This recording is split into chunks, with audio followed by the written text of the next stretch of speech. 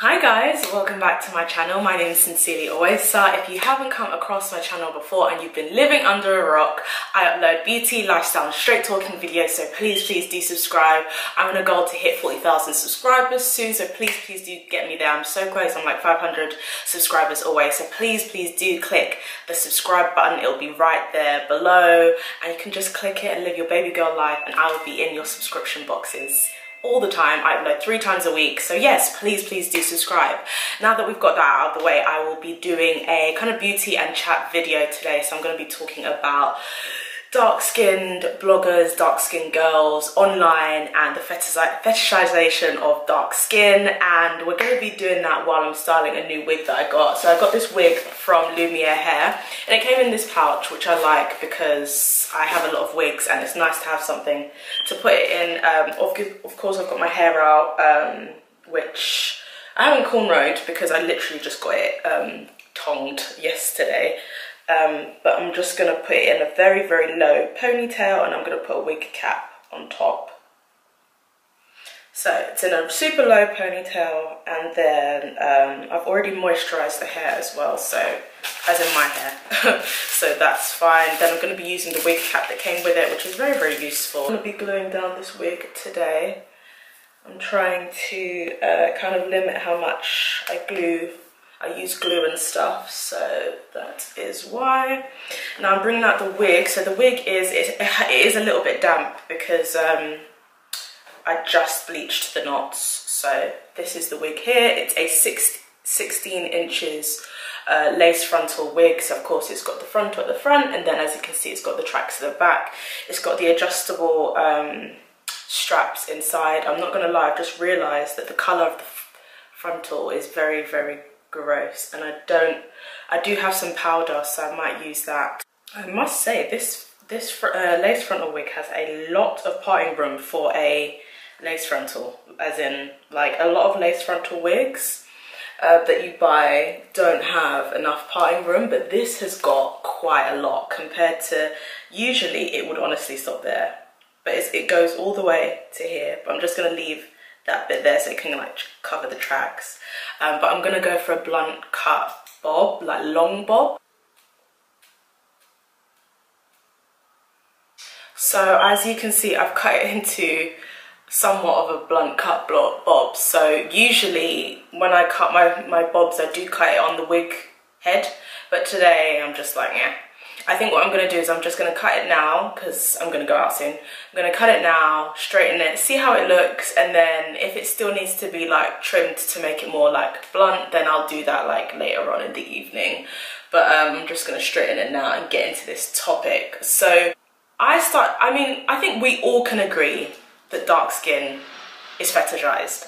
I think we can all agree, from in a white gaze and also in the black community as well, is fetishized. But I think for me, I started to realize it in a different sphere. So like coming from like the Instagram standpoint. So obviously, as you know, like I'm an influencer, so I'm on YouTube, but I'm also on Instagram as well. And I started to realize that there would be a lot of pages like dedicated to like dark-skinned girls or dark-skinned girls with makeup and stuff like that, which is fine. Like, I mean, I'm dark-skinned as well, and I'm happy that dark skin is being embraced. And if you look back to the origins of that in terms of the social media movement, like in terms of representation, a lot of dark-skinned women didn't have a lot of representation when it came to seeing women that looked like us off and online. One main platform that people really found useful when trying to see themselves represented or see black skin represented as beautiful was Tumblr. Now I didn't really use Tumblr that much, but it was incredibly popular. I don't think, I think it's still a website now, but I just don't think it's as used as much as it was. But I think Tumblr was a good place for people to find their own, really, like their own communities and see themselves represented. And I know that on Tumblr, one of the things that started to become very popular was Black Girl Magic.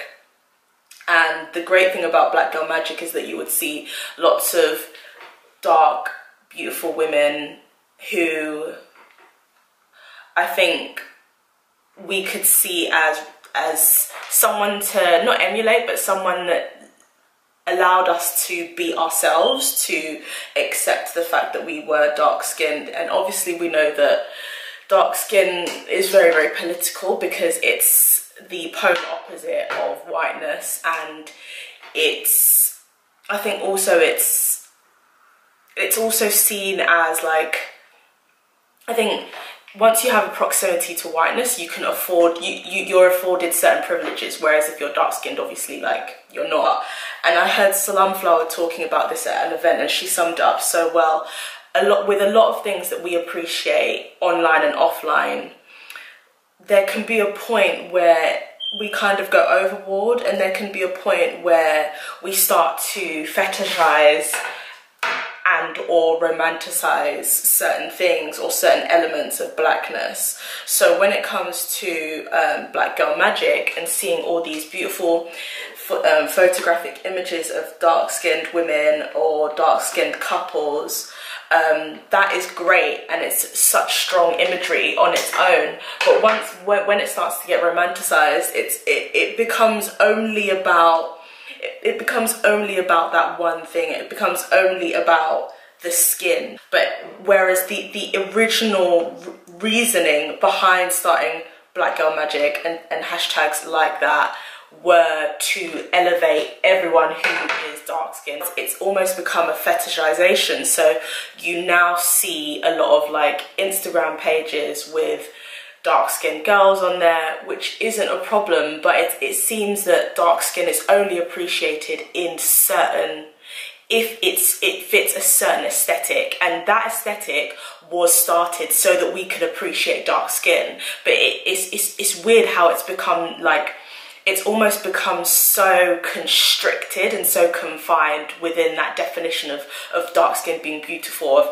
It started off as these are some images of incredibly beautiful dark skinned people, and then it became a thing of this is the only way to be dark skinned and attract like images, like hypersexualized images of dark skinned women. And I see a lot of guys, like, if they're talking about, like, I don't know, like black queens or like looking after black women or standing up for black women, it's always like a half-naked, dark-skinned girl.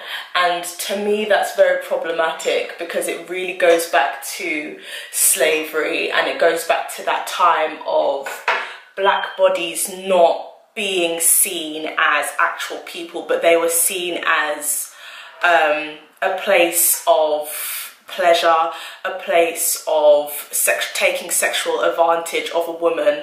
And even if you look at the way that black women were treated and the different ways they were treated, the house slaves, sorry if you can see into my wig cap, the house slaves, who obviously, as you know, tended to be lighter skinned, were treated more so as, because they had that proximity to whiteness, I think it seemed like they were treated, not even it seemed like, they were treated as more human than the slaves in the fields. So when you, when you actually look at sexism, and especially sexism that was going on in Europe and in America at that time, the way that women were treated, white women were treated, even though they didn't have equal rights, which obviously is abhorrent, is awful, they were treated as, they were almost treated as deities, in the sense of they can't be tainted. And that's why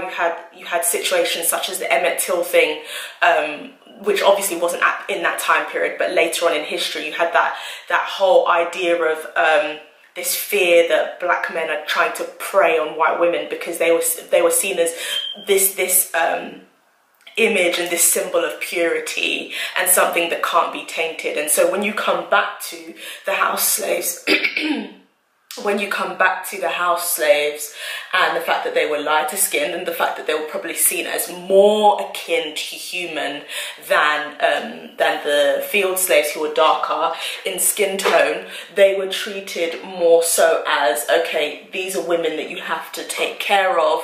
Obviously their bodies were also sites of sexual violation, but they were also given privileges that their light skin could afford them, similar to how white women, even though white women at that time in history were not seen as, in terms of having equal rights and also being violated, but as a whole, their whiteness still afforded them, and their femininity also afforded them certain privileges. But with this, you really have to see it with nuance, because obviously white women were treated badly, and also there's class as well that goes into it, because if you look at how working class white women were treated in Europe and in America during that time, obviously their bodies were also sites of sexual violation, and prostitutes, of course, tended to be victims of classism and capitalism, so they tended to be from working class backgrounds.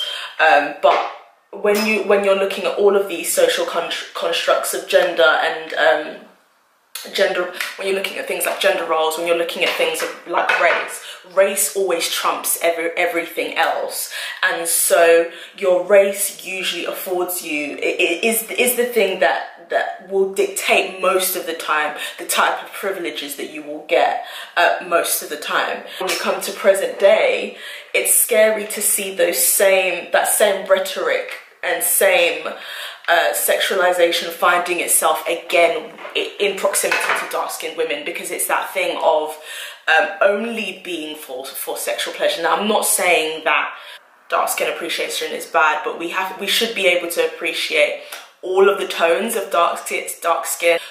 Because we've romanticized dark skin and because we've fetishized it, it's only become romantic and beautiful and something that goes viral or something that's popular when it's of the dichotomy, so it's of the deeper dark tones. But we should be embracing all of the tones, the light skinned girls, the brown skinned girls, and the girls who have a deep dark tone of skin. If you are interested in getting this hair, which you should, I love this style, like this blunt cut, yes. So yeah, it is Lumiere hair. They do have an email and stuff here, and all of that I'll link below. They have a QR code, but I don't know what that's for, but I'll leave all of their links below. Cute, it's cute. I'm gonna make it a bit more blunt later on in the evening, but right now I'm happy with it. I hope that you guys enjoyed it. I hope you guys enjoyed the video, and I hope you understood the points that I brought up. I'm very, very passionate about this topic and just making sure that we don't fetishize, we don't over-sexualize, and we don't say that black women should only look one type of way. If you did enjoy the video, please do leave a comment below, and please do subscribe as well. As I said, I'm on my goal to get to 40,000 subscribers, so please do subscribe. Thank you for watching. If you want to watch my past video, it will be there, and if you want to subscribe, which you should, it will be there. Thanks for watching. Bye.